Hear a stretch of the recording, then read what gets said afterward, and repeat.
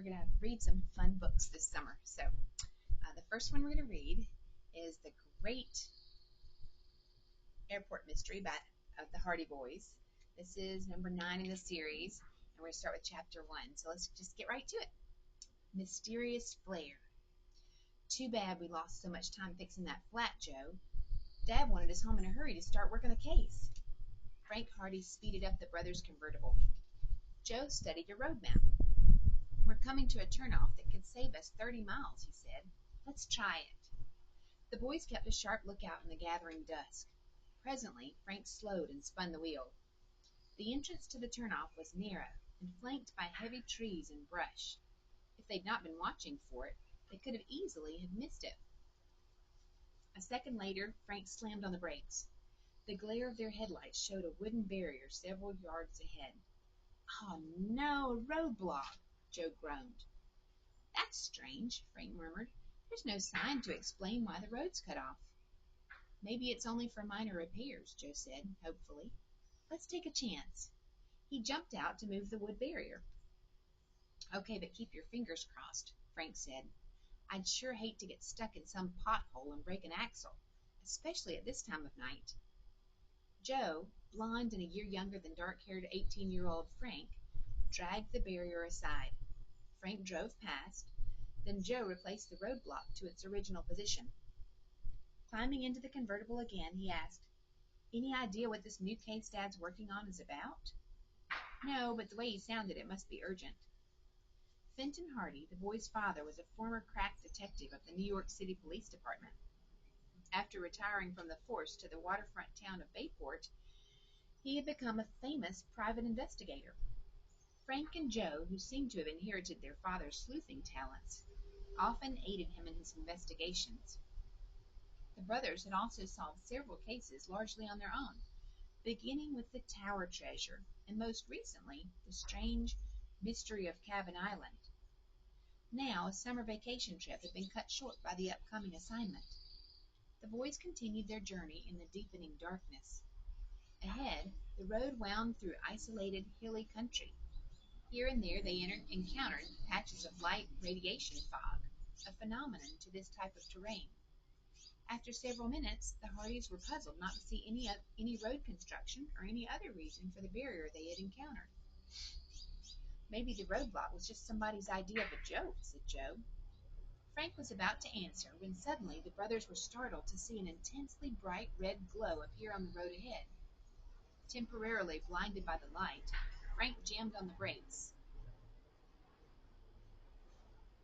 The car skidded crazily, then came to a halt up on the side of a steep embankment that bordered the road. What's that? Joe shouted. Looks like a flare, Frank answered, turning off the ignition. The boy's eyes became accustomed to the bright light just in time to spot a man scurrying off the road and into the woods. The stranger vanished quickly, but not fast enough to prevent the Hardys from getting a glimpse of his face. A split second later, they heard a series of loud, cracking sounds. Those are rifle shots, Joe yelled. But where are they coming from? The woods, and they may be aimed at us. This car's too good a target. We better get out pronto. But before either of the boys could move, a new sound captured their attention. The mounting, throaty drone was unmistakable. That's an airplane coming down, Frank cried out. And it's headed this way, Joe yelled. At that moment, the boys saw two bright lights approaching obliquely from the right, and very low. Frank and Joe were able to make out its silhouette against the night sky, even through the glow of the flare. Even through the glow of the flare. The plane had two engines and a sleek, streamlined fuselage that terminated at the rear in a high, windswept tailback. The plane had two engines and a sleek, streamlined fuselage that terminated at the rear in a high, swept-back tail section. Its landing gear was fully extended. That's pilots trying to set her down here, Frank declared as he stared in disbelief. He's so low his wheels won't clear the top of our car. Get down, Joe yelled frantically. No sooner had the brothers dived to the floor of the car than the plane passed overhead with an ear-splitting roar. Its left wheel grazed the roof of the car. Already tilted on the embankment, the convertible toppled over with a smash. The Hardys blacked out. Several minutes passed before either of them regained consciousness. Here's a picture. "Get down!" Joe yelled.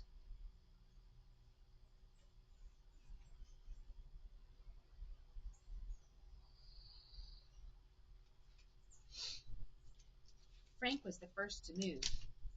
With great effort, he and Joe managed to push themselves to an upright position. "You all right?" Frank asked weakly. "I feel as if I'd taken a ride inside a cement mixer," Joe groaned. As their heads cleared, the brothers realized that the car was lying on its side. They forced open the door on Joe's side and scrambled onto the road, then glanced about them. The flare was gone, and the woods remained dark and silent. As far as they could tell, there was no sign of the airplane. Frank bent down and with his pocket flashlight examined the deep crease across the roof of the overturned car. "It's from the wheel that turned us over," he commented. "What was that idiot pilot doing?" Joe snapped. "I don't know," Frank answered. "If he was trying to make a forced landing, he would have crashed into the trees on the other side of the road. Yet there's not a trace of any wreck." "It vanished, just like everything else," Joe said. "The flare, the men who ran into the woods as we drove up, and whoever was using the rifle."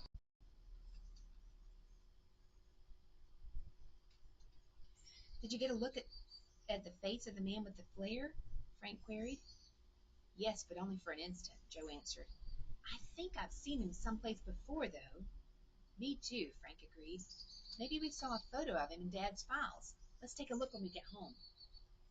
Except for several deep dents and scratches, the car didn't appear to have suffered any serious damage. The boys decided to try rolling it back to an upright position. "We'll need a couple of long poles for leverage," said Frank. "Maybe we can find something in the woods," Joe suggested. The boys took a flashlight from the car and started into the wooded area. They searched the ground carefully for fallen trees to serve as poles.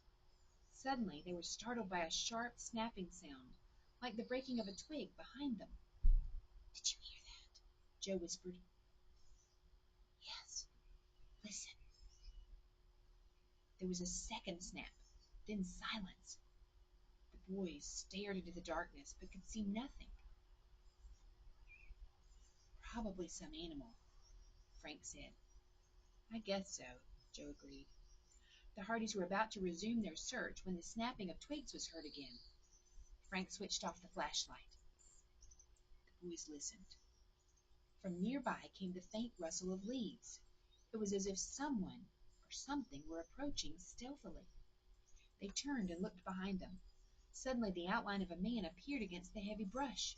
He seemed to be pointing something at them. Was he the man with the rifle? The Hardys stood frozen in their tracks.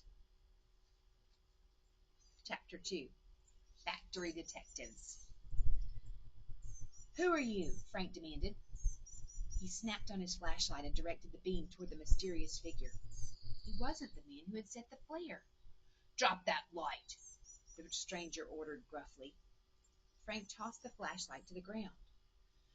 The man then played a bright light of his own on the Hardys' faces and slowly stepped toward them. As he approached, the boys could see that he was armed with a double-barreled shotgun. "What are you doing here?" he growled. "Our car turned over," Frank began, "and we're looking for—" "What's that you say?" the man shouted, cocking an ear toward Frank. "Speak louder." "I said our car turned over," Frank shouted, "and we're—" "Your car turned over?" the stranger interrupted. "How'd that happen?" "The wheel of an airplane struck the roof." "Airplane? What airplane? Speak louder." The stranger was apparently so hard of hearing he hadn't heard the noise. On the other hand, the boys wondered if he could be connected with the mysterious events that had occurred earlier and was bluffing. They decided to force the issue.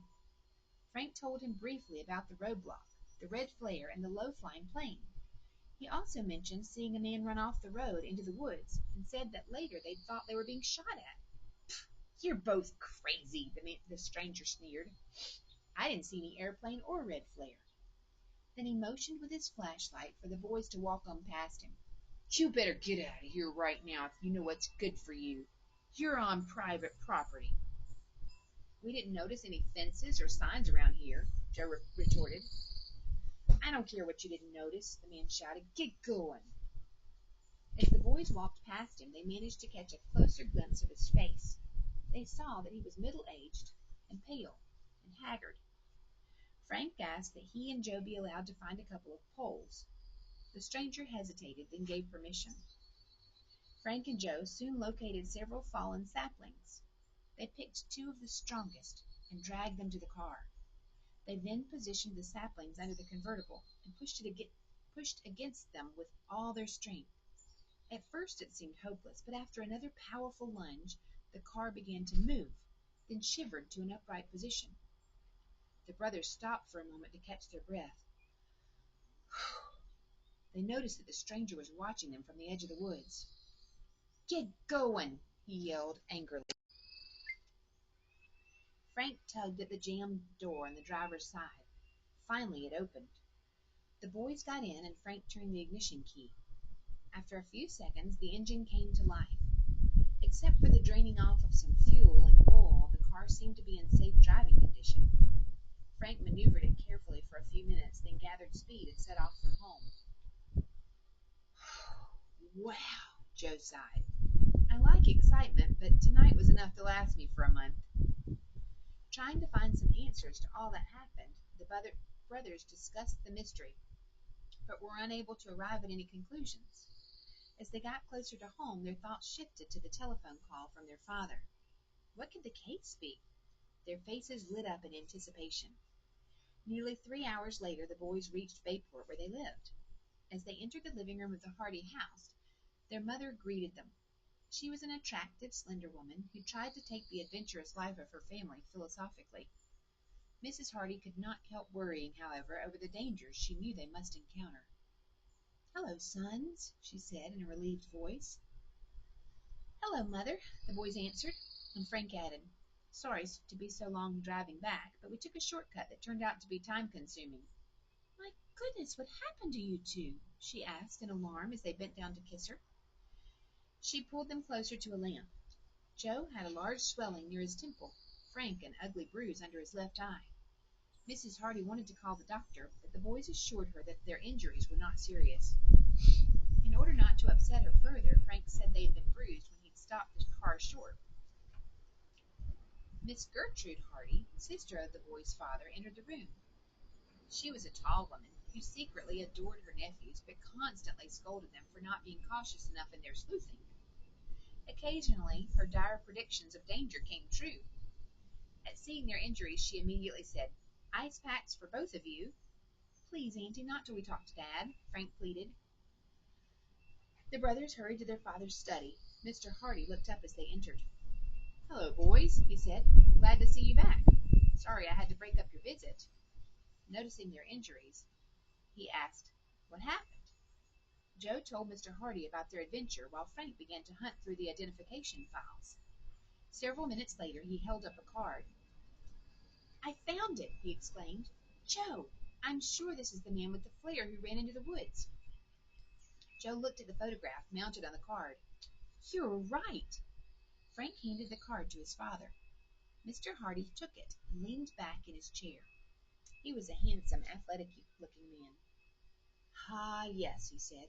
I seem to remember this man. He's an ex-convict known only by the name Bush Barney. No aliases. He served a 3-year term for robbery. I wonder, said Joe, if there's some connection between Bush Barney and that airplane we saw. Could the pilot have been dropping stolen merchandise to him? It's a possibility, Frank replied. He reached for a telephone and began dialing a number. I'm going to check with the control tower at Bayport Airport to see if they know of any aircraft that's overdue. Just a note here. So if you don't know anything about airplanes, in order to go from one place to another, the airplanes have to have a flight plan that tells all the air traffic control towers in between them what their plan is and where they plan to go, so that they can kind of keep the highway and the sky clear so that airplanes don't have accidents and people are where they're supposed to be and things like that. Frank identified himself to the tower operator on duty, then questioned him. He was told that all flight plans to and from Bayport had been properly closed. The tower operator also said that transient aircraft, as well as those permanently based on the field, had been accounted for. Frank hung up, disappointed that he hadn't uncovered a lead. Meanwhile, Mr. Hardy had been jotting down a few notes on Bush Barney. Perhaps, he said, the incidents you have told me may be linked to a new case I have coming up. That's why I asked you boys to come back. Mr. Hardy stated that earlier in the day he'd received a visit from a Mr. Albert Allen, president of the Stanwide Mining Equipment Company. The plant was located on the north edge of Bayport Airport and manufactured mechanical and electronic tools and other equipment for the mining industry. Mr. Allen had told the detective he was certain he had unearthed a racket within his company.